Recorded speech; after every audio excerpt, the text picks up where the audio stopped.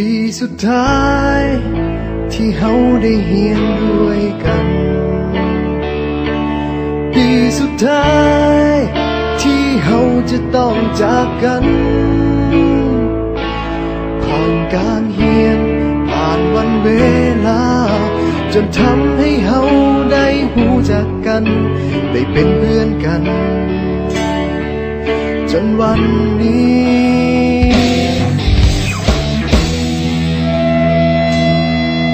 มาถึงม.7 ปีนี้ก็เลยห้องเพลงนี้แทนใจก่อนที่เฮาจะจากไปห่างกันให้ทุกคนจดจำในใจ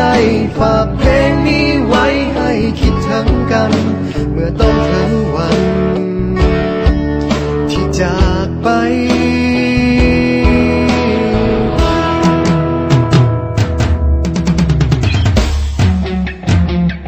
ก็เลยเขียนเพลงนี้ขึ้นมา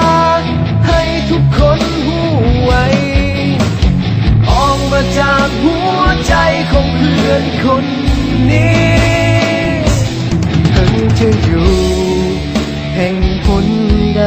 ยังคิดถึงกันทุกวินาทีจึงขอมอบเพลงนี้แด่เพื่อนทุกคน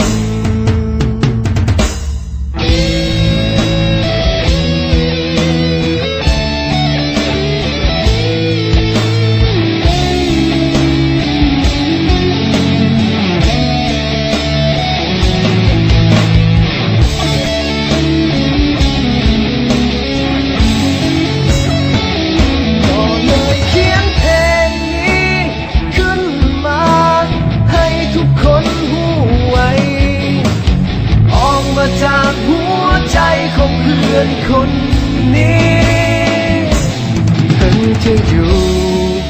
แห่งผลใดยังคิดถึงกันทุกวินาทีจึงขอมอบเพลงนี้แด่เพื่อนทุกคนสุดท้ายนี้ที่บอกเอาไว้ถึงจะอย่างใด